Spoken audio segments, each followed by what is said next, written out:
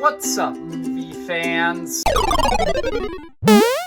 Guys, real quick, before we get into the main topic of today's video, I just wanted to quickly mention, recently Inside Out 2 came out, and I really wanted to see that movie and review it on the channel, but unfortunately I've been very busy in my life recently, and it seems like I'm probably not going to be able to see that movie for probably a couple months when it comes on Disney+.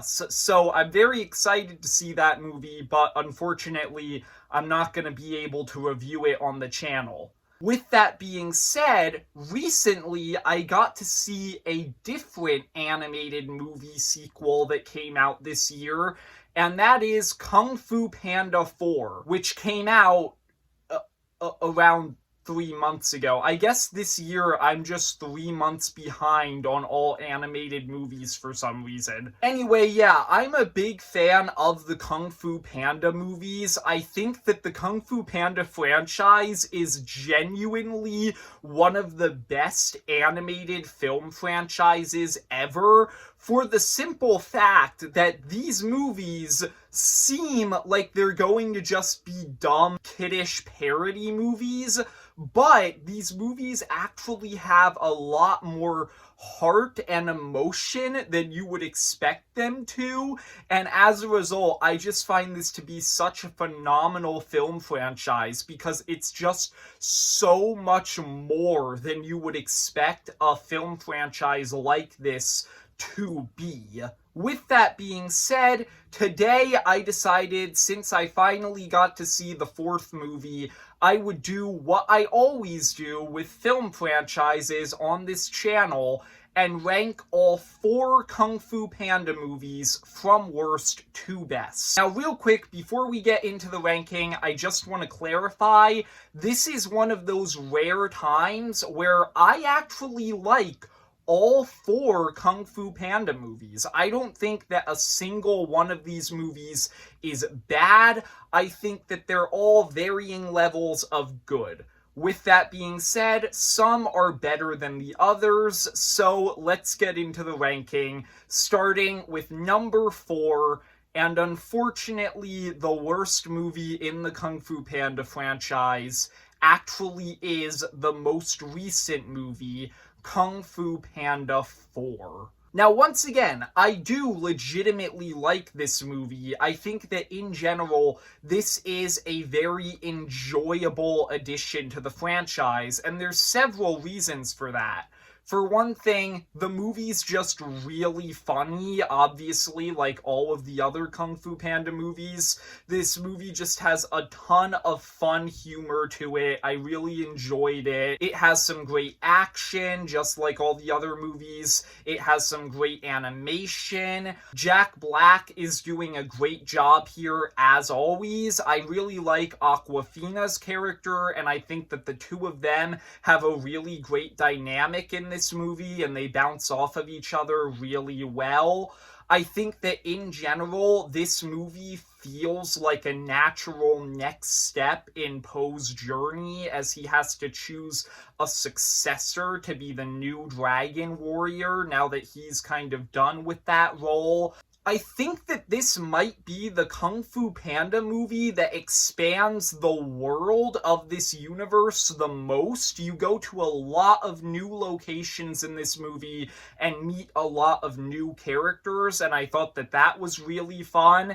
And the best aspect of this movie, and I am not kidding here, is actually the subplot with Po's 2 dads, Lee and Mr. Ping. That subplot was just comedic gold. Those two are hilarious together, and every time they cut to them, it was just super fun. That genuinely is my favorite aspect of this movie. I'm not kidding. With all of that being said, I think that this movie has a few minor problems that really start to add up and make it so that it's just not as good as the first 3 movies.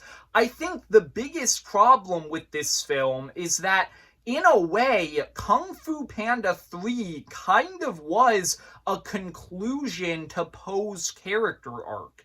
The first three Kung Fu Panda movies are very much a journey of self-discovery, and after the third movie, Po's connected to his heritage. He's found all of these different pandas. He's really done discovering who he is.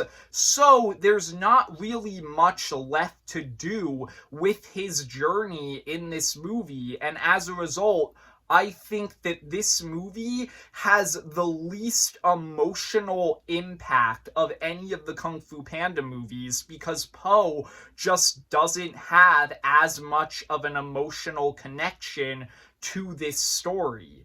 Beyond that, I think that the chameleon is a fine villain, but when you compare her to the villains of the first three movies, she's just not as menacing, she's just not as interesting. Once again, she's good, but when you compare her to the other villains, she's kind of the weak link in this franchise.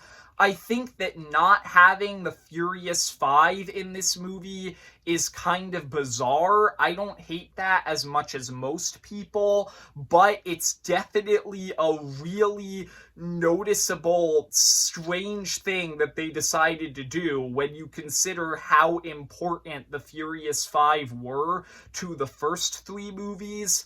And then I also didn't like the fact that they brought back all of the villains from the previous movies just to kind of be cheap little cameos. I thought that that was a weird decision, especially considering they didn't even get Gary Oldman and J.K. Simmons back to voice Lord Shen and Kai. So the only one of the villains who's actually voiced by his original actor is Tai Lung. I just thought that was really weird. So yeah, it's a good movie. It's a nice addition to the franchise, but it's just not as good as the first three movies in any way. Number 3 is actually going to be Kung Fu Panda 3. And in general, I think that this movie is just a really natural third installment in the franchise that continues Po's journey and in some ways kind of concludes it.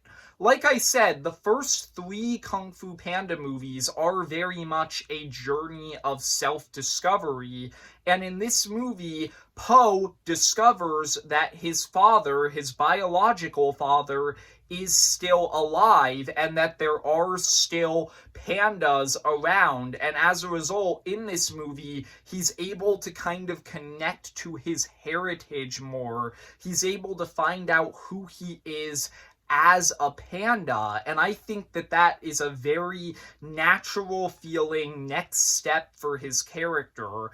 And then that also creates conflict with his current life, since Po does already have a father, and I think that the dynamic between Mr. Ping and Lee in this movie once again is fantastic, and I think that throughout the movie, the two of them kind of accepting what their roles are in Po's life now that they're both around was a great character arc for them to have. It leads to a lot of really emotional moments. So yeah, in general, this is just a great addition to Po's journey. I also like the fact that in this movie he has to learn how to be a teacher, and I like how they kind of worked the pandas into that plot line.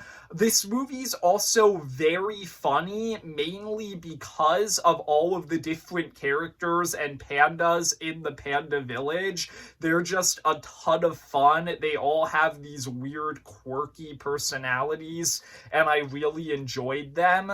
I also think that Kai is another great villain in this franchise. He's not as good as the villains in the first two movies, mainly because I don't think his motivation is as strong, but they establish that he is a force to be reckoned with as he manages to defeat the entire Furious Five, Shifu, and Oogway, which immediately establishes him as a massive threat. Really the only problem that I have with Kung Fu Panda 3, and the only reason why I don't think it's as good as the first two movies, is because I think that there's not really a lot of urgency in the middle of this movie, because even though you do have Kai looming as this threat who's about to come and destroy everything, Poe's not really focused on trying to stop Kai.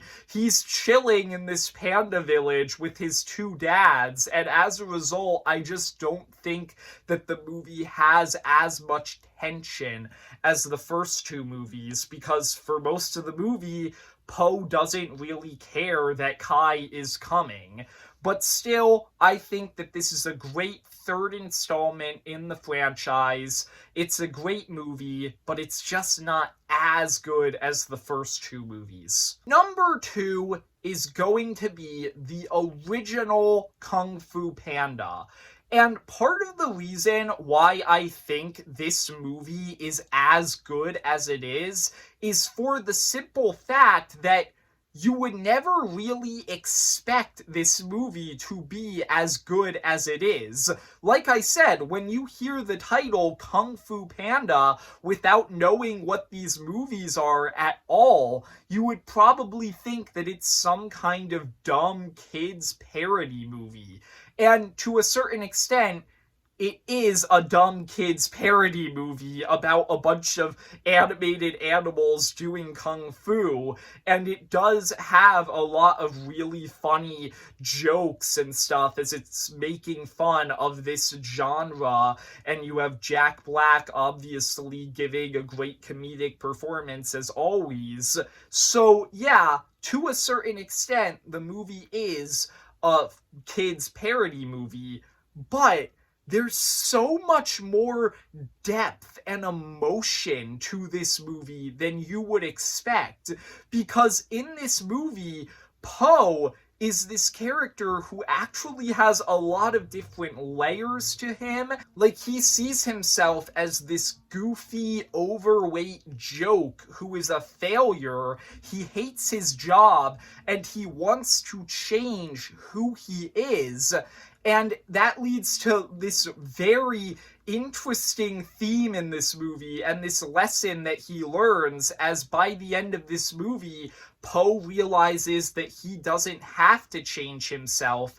He has things that make him special, and by the end of the movie, he manages to use those things to become the Dragon Warrior and save the valley from Tai Lung. And I think that that's just such an interesting character arc. And then the way that they manage to tie Shifu into that is also great, since Shifu is a master who's been very closed off emotionally to all of his pupils for years, because he's worried that he's going to fail them the same way that he failed Tai Lung.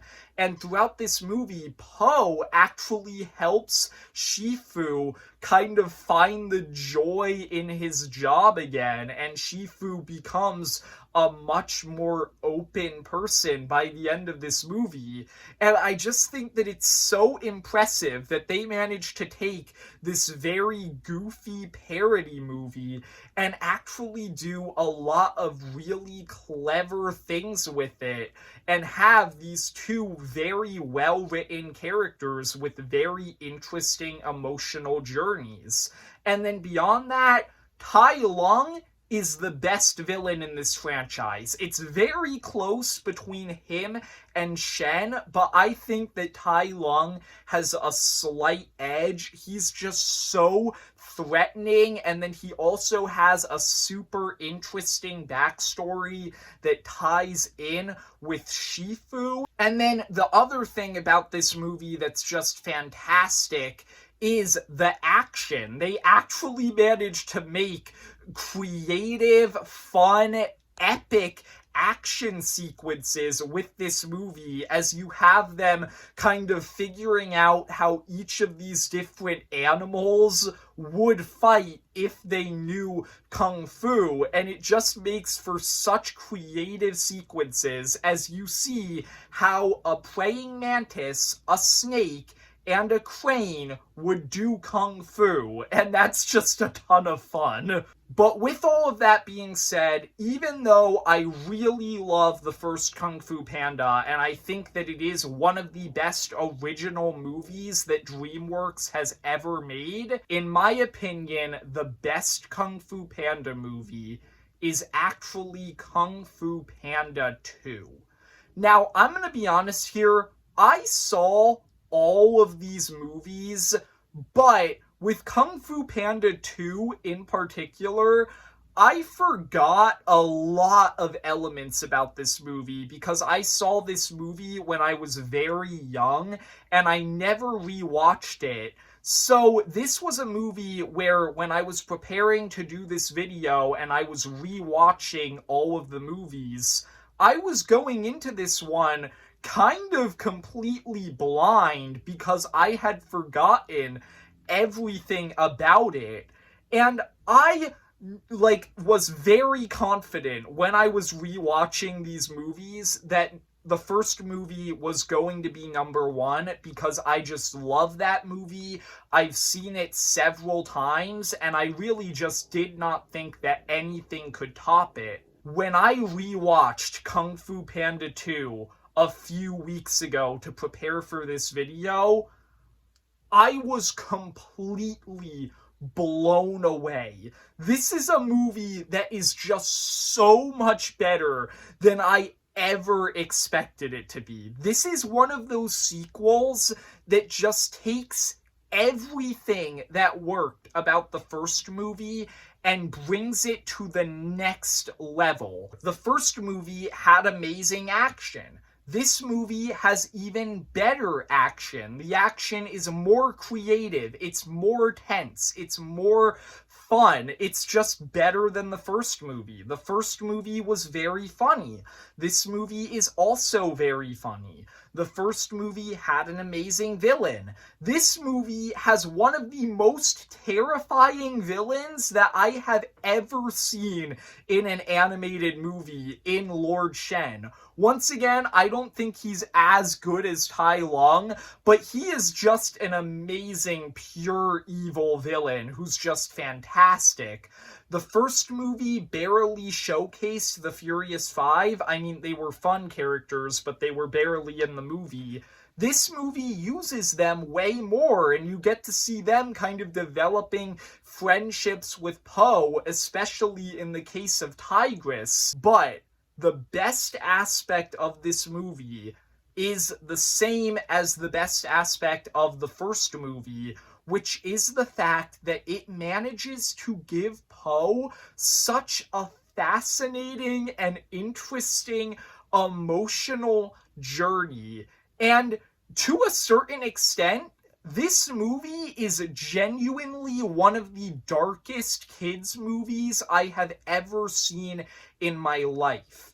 In this movie, they take the throwaway gag about Po being adopted in the first movie, and they use it to craft such an interesting backstory to his character that touches on themes of genocide, like legitimate genocide, and they manage to take those themes and craft such an interesting emotional journey as Po learns about his history, he learns about where he truly came from, and over the course of this movie, he manages to overcome his trauma and find peace with it, and as a result, he's able to stand up to Shen and defeat him.